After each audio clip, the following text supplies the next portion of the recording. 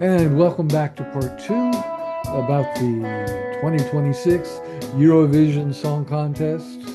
Thank you for pressing the button to listen to song lyrics in depth. I'm Michael Prince. I'm joined by the co-host Håvard Michael, and we'd like to pick up with some reasons why the winners might have been winners.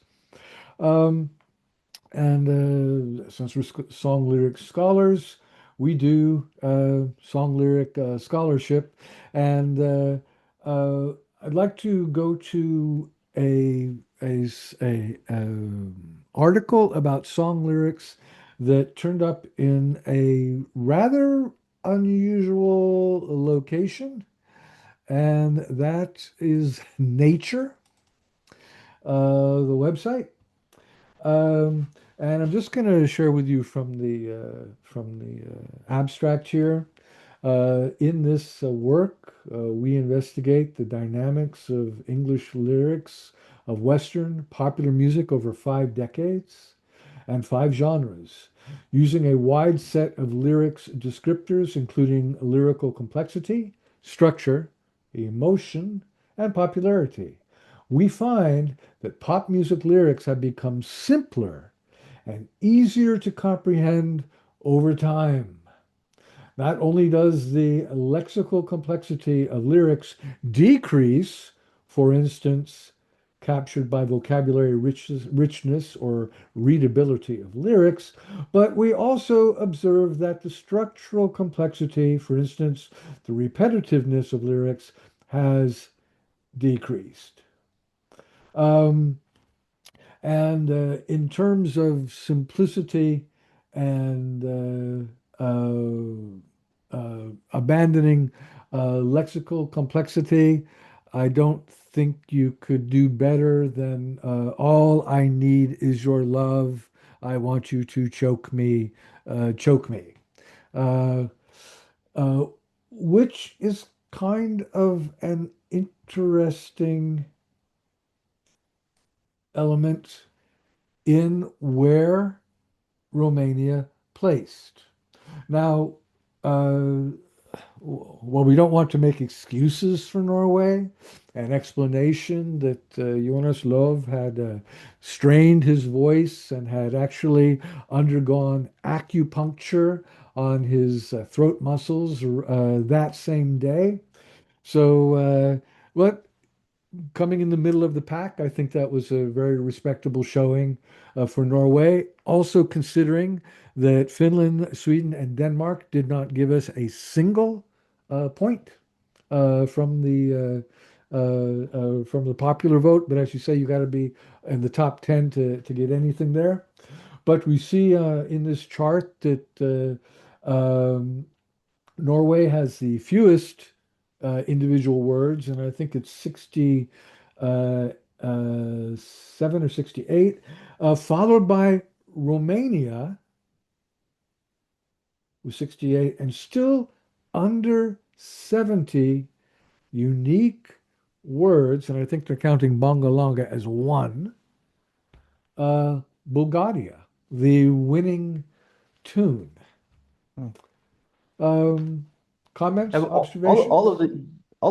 these four countries with the least amount of songs did very well in the competition. Norway, reasonably well with a 13th place, not the strongest performance. It makes sense that it has so few words, considering how important the performance of those words are in the Norwegian contribution, which we've already discussed. Not the best in the international finale. Still, it makes sense. And just to correct you, uh, in case any audience members want to, arrest us, it was the This is jury. They Eurovision. did They're going not. to be Yeah, all over us. Norway did not get jury votes from the neighboring countries, but they did get audience votes. I beg your pardon. Okay, I knew that there were some So zeros in there somewhere. yeah, yeah, Yeah. yeah. And but yeah, also Australia, very few words, also really powerful performance of those words, Agreed. uh, Agreed. led to a very good placement. I believe Australia were in fourth place or third. Yeah. But I think making it, this research article, this huge quantitative research experiments that taken place over a long period of time, analyzing the charting songs over several decades to compare the song length. It is a really interesting finding in terms of trend, but it doesn't present the key to the results that we see from any year. And I think lyrical complexity, you can have a lot of lyrical complexity without so many unique words. And that complexity is added in choosing the right words that can mean several things. Um, and I think that's the case we saw with the winner of this year's competition, Bangaranga. And I'll get back to that in a moment. But also, performing the words in ways that opens up multiple meanings, which is what I think we saw in the case of Romania, where she pronounces this word "choke me" in an ambiguous way, uh, to saturate that word with more meaning, because that word is going to take up a lot of time in this song. Yeah. And the visuals of the performance obviously play very strongly into into the literal meaning of the title, right? But the vocal performance doesn't necessarily align with that. It does create more lyrical depth. And both Romania's song "Choke Me" is very good. It's a very good Eurovision song because it's energetic. It has a lot of energy to it, right? And it mixes classical and modern genres. She mixes opera with metal in Yeah. her vocal performance in quick succession, which is very it's very fun to listen to. It's very gripping. So these are things that you can use. I'm sorry, these are things that you can do when you don't have to say all the words. Right. Right. But in the case of the winner, Bangaranga, this song, the fact that it has few words is probably part recipe to win the audience, right? Part of Mm.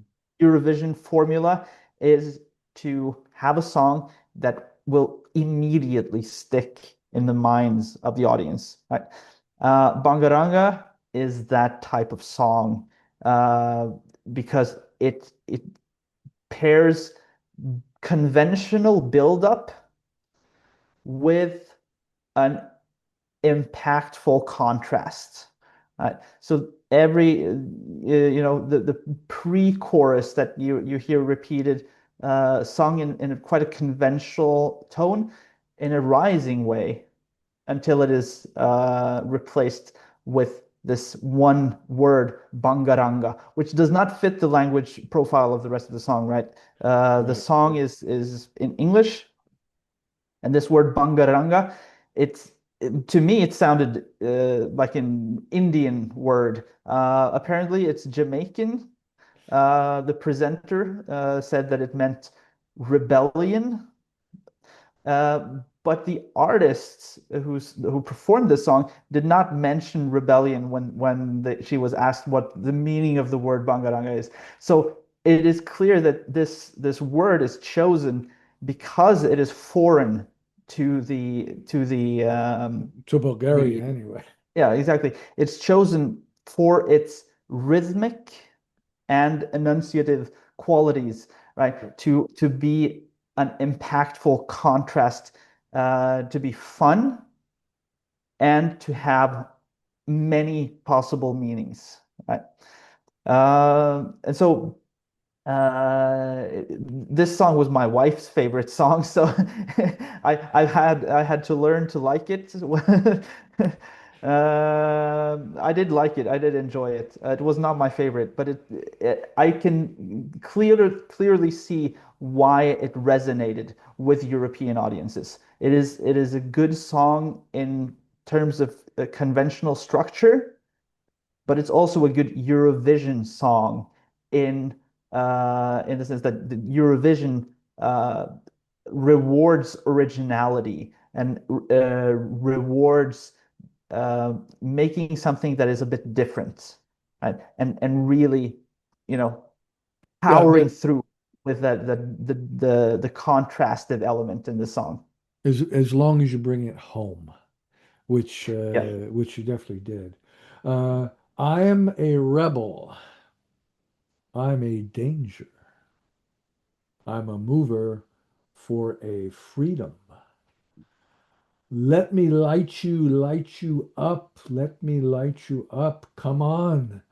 Let me pull you in so deep. I'ma leave you weak. Now, the staging of this performance was fascinating. Um, um, it struck me as kind of a Alcoholics Anonymous meeting where the proctor leaps into song. Uh, Really, dancing on chairs is not an easy thing to do, no. and so it kind of told the story of being bound up and then being liberated. Of course, they end the song by dancing on their feet and running back and forth on that on the platform that sticks out to the audience. Also, my wife's favorite, so there might be, women are a bit more cell phone happy when it comes to voting. So that could excuse me, couldn't have hurt at any rate. It's But interesting to imagine as a Alcoholics Anonymous meeting. I thought it was more of a as a madhouse. Perhaps it was this makeup, this lipstick in yeah, oh the yeah, opening song yeah, reminded me of the Joker, yeah. who's Well, being actually, confined to his actually, asylum, and the hostess Swarovski reminded me of the Joker, just without the makeup. Just an amazing, it's kind of like if AI said, "Give me uh, the Joker and Melania Trump without makeup," and okay. poof, out she comes. Whereas the other host, I can't recall his name right now, Michael something or other. I think he did a kind of a commendable job, but it's sort of if an Olympic gymnast were given the job to be the leader of the Eurovision, the host of the Yeah. Eurovision. Yeah, the hosts are always a big debate in media following the competitions. They have to select hosts that speak French and speak multiple languages. That plays into it. And also this year uh, they chose a host that had a wardrobe worth more than 4 million euros just for the finale Yeah, to show off a bunch of clothes. So I don't know if sponsorship figures into it. I don't know. Um, but I thought it was an all right duo. Yeah. yeah. I'd like to go back to the chart so that we can talk about two of my personal favorites, Greece and Moldova, Hmm. because they also did respectfully well. Uh, and they have a big vocabulary, or at least relatively speaking, big. Uh, there we go. So we see Moldova up in the 135 range, Greece knocking on the door of 150. I think the proper number was 147 different words. But in both cases, Håvard, we're not really talking about any type of a lyrical expansion of a particular environment. This is not Keats. This is long catalogs of things. Moldova, basically sampling the smattering of travel language expression, mi casa es tu casa, etc., for all of Europe, and yet all the time, welcome to Moldova. Even one of the slides said Republika Moldova right on it. And then we get to visually the commanding presentation, which was Greece. Mhm. Any thoughts on those two? Yeah, well, Moldova is just a fun party song, and that's what Moldova delivers to this competition year after year. I don't think the lyrics are complex. They are, they are self-consciously simple and cliched, but they are delivered with confidence, Yeah, and they are delivered with world-class attitude, right? And that's what sells it. That's what makes it a proud, a cool song. It's not light fun. It's good hard fun, right? That's what you get if you come to Moldova, right? So, uh, Greece. As this was also one of my favorite, in part because I really enjoy this genre of music very much. Greece was also an early odds favorite. The betting lists thought Greece had a big chance of winning early on, and it fell in the odds leading up to the finale. But I think the reason why Greece has so many words is because it is a rap song, and there were very few rap songs in this competition. This year we saw a return of opera and a dominance of rock music. So Greece as a rap song, it racks up the word count. yeah, But Greece, this song was lyrically, I don't speak Greek, so I can really only I haven't been able to analyze the rhythmical aspects of this song, but it does play with genre. It plays with theme. It's a song about consumerism, uh, and it has the video game aesthetic. yeah, Uh, but there's also this lyrically contrasted element, this performative contrast towards the end, where the song uh, turns into a ballad of sorts with a choir building up the vocals. And in yeah, this segment of the song, the theme is not, happy consumption. It is the opposite. It's sort of a nostalgia. He sings to his mother about how they used to be poor. Look at me now, they're not going to be poor anymore. And then characteristically, which this is a type of song structure that you see a lot in Eurovision, where songs are limited to 3 minutes. They have this contrastive yeah, word, and then they return to form for the finale. And that's what this song does when it brings back this chorus of "Ferto, Ferto, bring it to me," yeah. uh, Or gimme, gimme. or "Gimme, Gimme," yeah, Yeah, exactly. but bring it to me if we're gonna, Yeah. uh, but you know, I want the summit, not just a step. Nothing is enough for me. I demand all of that. Even everything is not enough. I want so much that is intangible. I want glory, eternity, and money. Carefully chosen clothes that are so expensive for them to shout my name so loudly and to dance as I go higher. This Eurovision's own translation of it. Um, a bittersweet anthem of celebrity and accomplishment.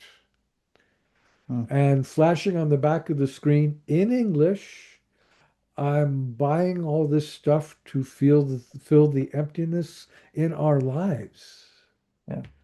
And then where's the real message of the song? Is it in the criticism of consumerism, or the criticism actually the surface, and the deeper part is no, actually I do long for this consumerist lifestyle because that is exactly the thing that I wanted that I didn't have growing up. Yeah, I don't know which way the song really leans in the end, but what I do know is that uh, the audience is along for the ride oh, for sure, momentarily, at for least sure. for the duration of this songs. It is all about embracing and being there for the good times of Yeah, uh, but ambiguity is a strength. It's a feature, not a bug, because it gets everybody who wants to have a deeper message. Oh, it's, against, it's green. It doesn't want us to, it's making fun of useless consumption and status seeking.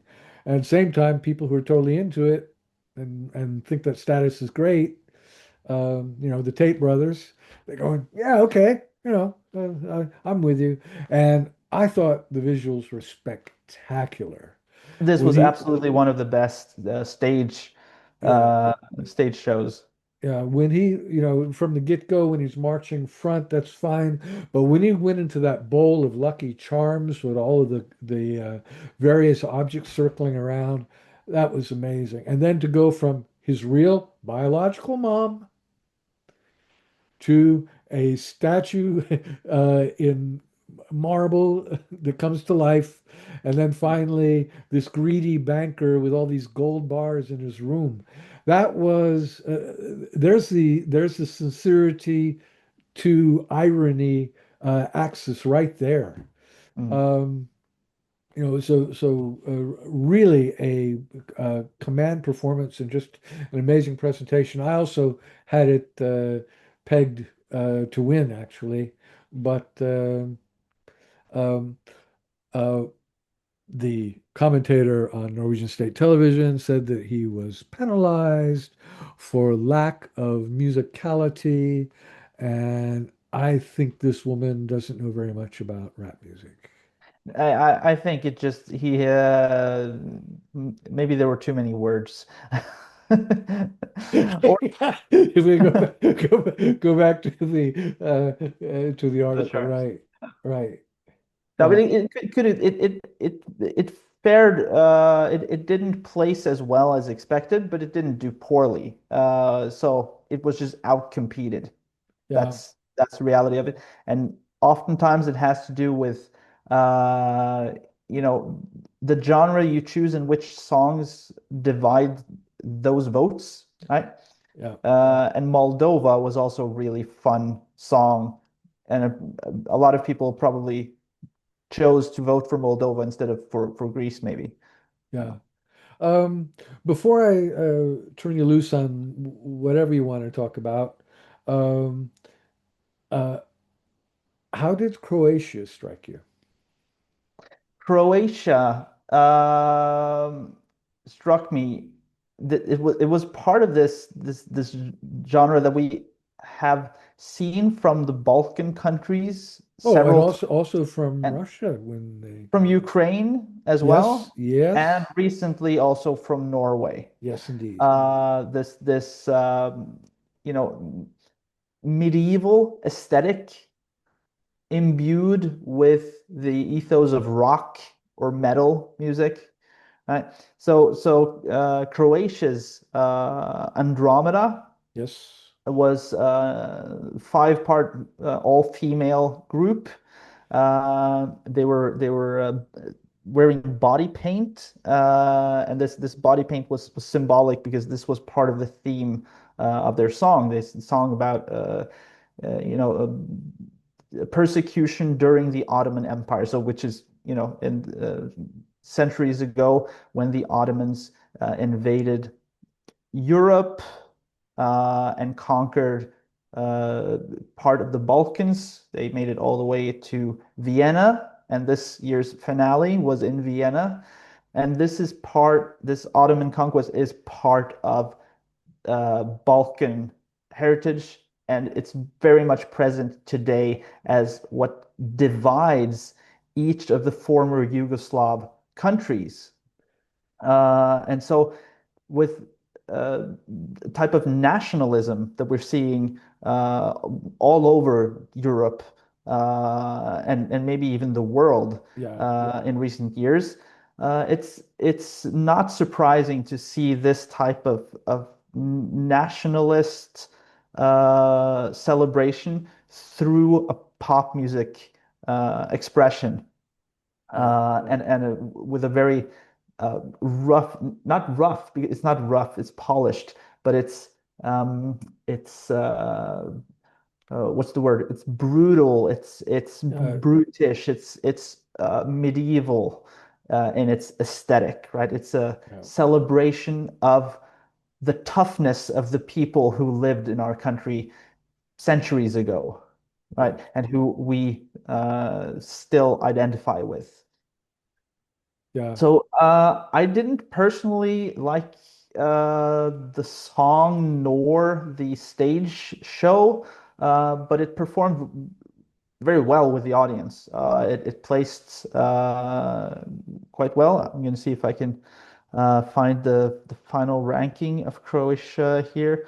15th place, so right next to Norway on the final scoreboard, which is very respectable.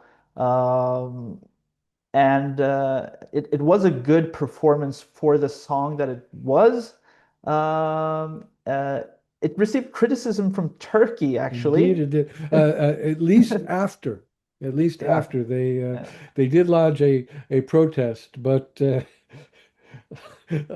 were a few shakeups after the Eurovision Song Contest, including the head of the Moldavian broadcasting network having to resign because the jury only gave Romania 3 points. yeah. So yeah, Eurovision Song Contest, it prides itself on being an apolitical venue for popular music, but it is famously not living up to that ambition in very many respects. And I know we will be coming back to this in a future episode Oh, absolutely. of this Yeah. podcast. Yeah. But it does, I mean, it has a not so much a folk tune vibe, but it's kind of like a mother talking to daughter about this tradition of having to have these tattoos so you don't get uh, um kidnapped and forced marriage by the Ottoman Turks when they come to invade your village. Uh, and I'm really I resonate. It is nationalistic. It's sung in that language. I think I guess Croatian, um, and with no variants, and at the same time, it's invoking a Aegean Sea vibe by talking about Andromeda, and you know, bringing that mythology into it as well. Uh, it was the smokiest stage presentation. Everything was in medieval fog. Felt a little bit like I was watching Life of Brian uh, Hmm. in some of the scenes. Um, also, I'd like to address one work that did not make the cut, and that is Luxembourg's Mother Nature. It had a violin. How come it didn't make the cut? So I think Luxembourg's song uh, was Eva Maria was the artist, and the I song was believe so. called Mother Nature. I think what we have on our hands here is a sleeper hit. I think this song will come back on streaming because I was very surprised that it didn't make the cut. The same, I was very surprised at the placement of an indie track a couple of years ago that really came back and made it big time on streaming platforms following the competition. So it didn't do well in this contest, um, but it might come back. And part of it has to do with identity, right?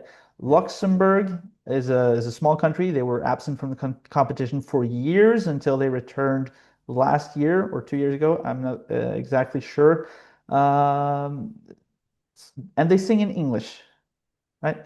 So this, I think, even though Eurovision Song Contest is following this trend of being of using more and more native languages, moving away from English, English still dominates the mainstream pop music space, right? And so I could see this song coming back. And I really like this song in part because of the genre and in part because of its message, right? This is a return of the environmental song. I think the artist visually presents herself very similarly to Björk, this icon of environmental music from Iceland. Uh, but the song really fits into this genre of environmentally conscious pop that combines the theme of being, um, the existential qualms of growing up into an adult, dealing with uh, social pressures, mental health, and ex exploring that side of being a human with imagery from nature, right? And that are associated with environmentalism. Um, these are type of songs that were huge 10 years ago and then sort of went away for a while. And this song could signal a return of this type of song to the popular music space, and I would welcome that if that happens. Yeah. Hmm. Yeah, Björk Aurora is also in kind of the same groove. Yeah, Uh, absolutely. yeah. Well, would you like to address any other songs? I mean, we've got maybe 3 or 4 more minutes before they Well, force us off. the one song that I really wanted to comment on is my favorite in the competition, which was also the odds favorite of this competition, leading Finland? Finland, Okay. exactly, Liikuhaitin. And this song, I believe that the odds were probably skewed based on the attention this song got when the artists were allowed to perform their Really instruments play. Yeah. live, which was the first time an instrument had been played live in Eurovision since 1998. That's not the part that impressed me the most about this song. Uh, Impressive for sure, and a really good song melodically. But what really impressed me, and I can analyze the lyrics here without understanding a word of Finnish, because what I heard when I heard this song did not sound like Finnish. It was absolutely Finnish. Every word was Finnish. I've never heard Finnish being performed in that way with smooth consonants and an absolutely the melody. It could have been Spanish. It floated in a way that caught me and really resonated with the violin, which was the second part of this duet of this song. So you know it didn't place as high as expected, and I'm okay with that. But I do think this was a massively impressive performance of song lyrics. And if I did speak Finnish, I would go more into depth about exactly how the artist was able to do this. But we'll have to leave that for another time. Uh, Yeah, but I'm happy that you came to the actual phonemes because you know, Finnish is it's a hard drinking language. You know, it's got a raspy edge, yeah. and uh, I didn't consider it when I was listening to it, but you're right. I mean, it's very smooth. You know, what would Edgar Allan Poe say? Well, he fusses mostly with the vowels anyway. There was an Uh, Edgar Allan Poe themed Eurovision song a couple of years ago. It was not it did not include a lot of references to his literature, I'll say that much. no, okay. Yeah, but there wasn't a lot of Mary Shelley's Frankenstein in Frankenstein No. either. We just have to accept when people become icons, it's game over, Yeah. or the start of a new game. Okay. And on that cheerful note, I bid you a good long weekend, safe travels.